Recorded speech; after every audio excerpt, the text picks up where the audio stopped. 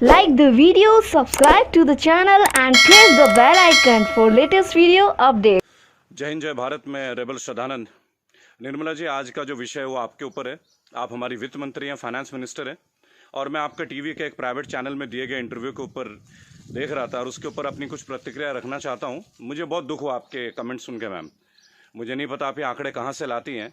आपने उस इंटरव्यू में ये कहा मैम कि लोअर मिडिल क्लास जो होती है भारत में, उसकी न्यूनतम इनकम जो है यानी मिनिमम इनकम है वो 6 लाख से शुरू होती है और मैक्सिमम इनकम 18 लाख तक जाती है।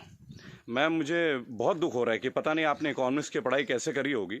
आप जानते हैं मैम लोअर मिडिल क्लास का मतलब क्या होता है, या लोअर का मतलब क्या है, इसका अर्थ आपको पता है मैम? लोअर, एक सिक्योरिटी गार्ड मैम 8 से 10 हज़ार रुपये कमाता है मैम, पूरे साल में 1,20,000 रुपये। उसे आप कौन से क्लास में रखना चाहेंगे मैम?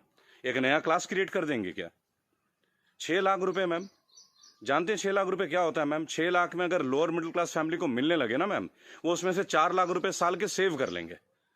वो अपने बच्चों को आपके सो कॉल्ड इतने अच्छे गवर्नमेंट एडेड एजुकेशन स्कूल्स में पढ़ाएंगे, गवर्नमेंट एडेड हॉस्पिटल से उनकी चिकित्सा करवाएंगे, और आपके इतने अच्छे अच्छे आधुनिक फैसिलिटीज जो पिछले 7 ईयर से बीजेपी गवर्नमेंट प्रोवाइड कर रही है। मैम, इंडिया में हम वर्ल्ड में बहुत अच्छे रैंकिंग में आ रहे हैं, जैसे कि बीजेपी का ग्राफ बताता है।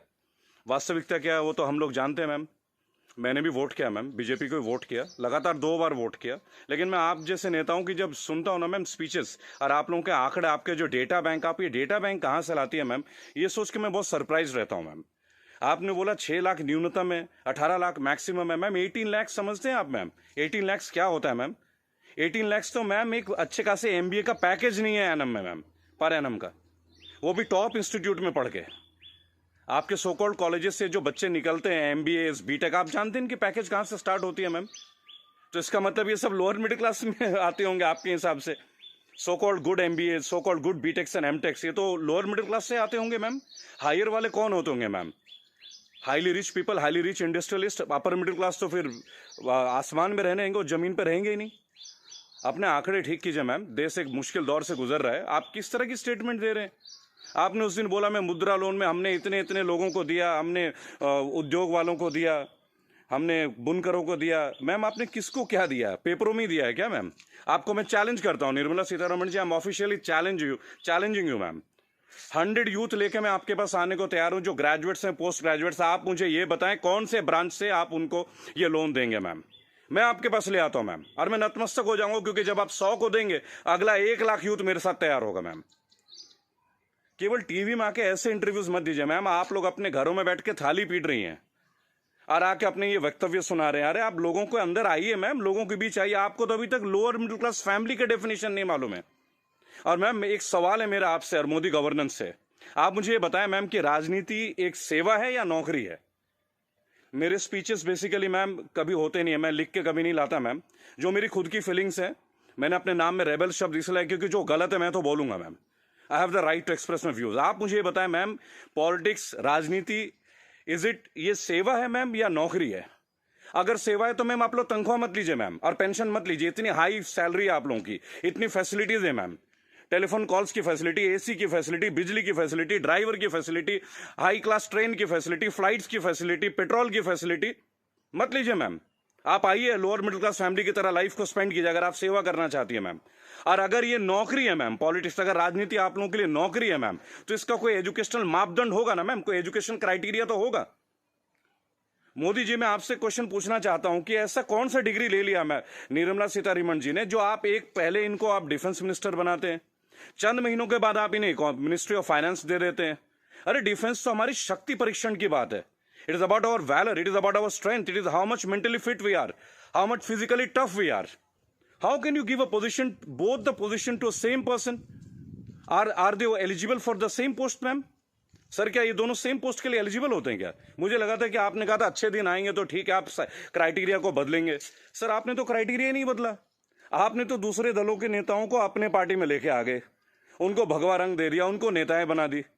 मैं दिल्ली में जनवरी मंथ में इंटरव्यू देख रहा था अनुराग ठाकुर का, फरवरी में, देश के गद्दारों को गोली मारो। बड़ी अजीब बात है। हाईली एजुकेटेड हैं, क्रिकेटर हैं वो, शायद बीसीसीआई के हैं, और तो और अमित शाह के पुत्र जो वो सेक्रेटरी बन जाते हैं। लोगों के ऊपर आप लोगों को बड़ा अच्छा लगता है। आपकी आईटी टीम के ज्यादातर लोग राहुल गांधी को पप्पू पप्पू पप्पू करके बुलाते हैं। देखिए, मैंने एक बात सीखा है, अगर आपको हंसना है ना तो सबके साथ हंसे. If you want to laugh, laugh with others. Don't try to laugh at others. It doesn't show your good politics, it shows the political vendetta. अभी प्रियंका गांधी जी ने बसों का इंतजाम किया तो बहुत सारा हवा मच गया कि भाई ये गाड़ियों, टेम्पो हैं, वो हैं, फलाना है, ढहका है. अरे सर, आप 2000 बसें लगा दीजिए ना. चलो, उन्होंने ऑटो दे दिए, टेम्पो दे दिए, पर उनको कुछ फीलिंग तो रहा, वो दे तो रहे हैं. आप लगा दीजिए 2000 के बदले 4000 बसें. किसने रोक रखा है आपको? उन्होंने तो ये तक कह दिया कि भाई हमारे बसों में आप बीजेपी का झंडा भी लगवा लें. गलत कर दिया क्या सर? उसमें भी आप लोग शोर मचाना लग जा रहा है. ऐसा लगता है जैसे you are always ready to fight instead of getting it worked. अच्छा, देखिए, मैंने नितिन गडकरी का भाषण सुना टीवी में. ये लास्ट वीक की बात है सर. उन्होंने कहा स्वदेशी अपनाओ. चलिए सर, अपना लेते हैं, पर मुझे ये बताएं, मेक इन इंडिया और मेड बाय इंडिया, इन दोनों का डिफरेंस आपके मिनिस्ट्री का कोई एक मिनिस्टर मुझे दे सकता है क्या? मेक इन इंडिया है क्या सर? आप जमीन देते हैं सैमसंग को, जमीन देते हैं ओप्पो को, वीवो को, चाइनीज कंपनी को, साउथ कोरियन कंपनीज को. वो आके अपना प्लांट लगाते हैं, इंडियंस को हायर करते हैं, और उसके बाद प्रॉफिट जो है वो उनके अकाउंट में जाता है, सैलरीज आता है इंडियंस के अकाउंट में. तो मुझे ये बता दें, कौन सा मेक इन इंडिया है सर? आप मेड इन इंडिया कीजिए ना. आप अपने इंडस्ट्रीज लगाइए, आपको पैसा, रेवेन्यू अपने पास रोकिए. अगर इतना दम होता ना सर हमारे मैकेनिज्म में, आपको चैलेंज कर रहा हूं, आप मैकडोनल्ड्स की तरह एक आउटलेट बना लेते सर. 25 रुपए का बर्गर बेचने वाला भी लाखों करोड़ों रुपए डॉलर्स में कन्वर्ट करके इंडिया से लेके जा रहा है. आप छोड़िए मोबाइल फोन से, बहुत बड़ी बात है, 20-20, 50-50 हजार की बात है. आप बर्गर बनवा दीजिए सर, आप ब्रेड्स बनवा दीजिए, रेवेन्यू यहां जनरेट करवा दीजिए सर. मेड इन इंडिया कर दीजिए. What is make in India sir? आप कहते हो स्वदेशी अपना, फॉरेन की कंपनी को आप जमीन अलॉट कर रहे हो, राइट? और आप कहते हो चाइना का बहिष्कार कर दो. आप मुझे बता दें, बीजेपी के कौन से नेता के पास इंडिया वालों का फोन है सर?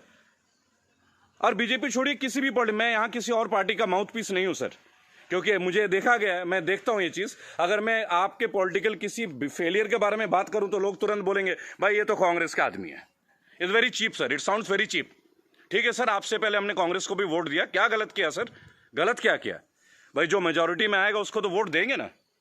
मुझे ऐसा लगता है कि आप ऑपोजिशन को भी नहीं टिकने देते हैं. भाई एक सोशल सिस्टम है, गवर्नेंस के एक सिस्टम है सर. आप अच्छा गवर्नेंस करेंगे पर एक मजबूत ऑपोजिशन, आप तो ऑपोजिशन को ही परचेज कर ले रहे हैं आप लोग. ज्योतिरादित्य सिंधिया को आपने परचेज कर लिया सर. बुरा लगेगा सर सुनने में. ऐसी क्या घुट्टी दे दी सर?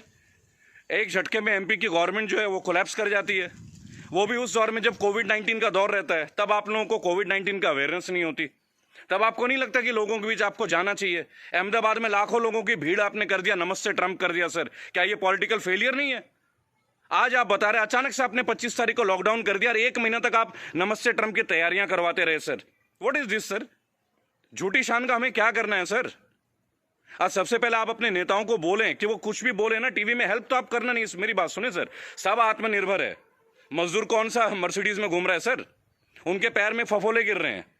मैंने देखा निर्मला जी ने एक स्टेटमेंट दी, एक लेडीज बेचारी सूटकेस में, उसका बच्चा सूटकेस में बैठा हुआ घसीट के ले जा रही है, तो वो जवाब देती है कि राहुल गांधी को वहां नहीं बैठना चाहिए, राहुल गांधी को वहां जाना चाहिए. अरे राहुल गांधी को जो करना चाहिए वो छोड़िए, आपको क्या करना चाहिए?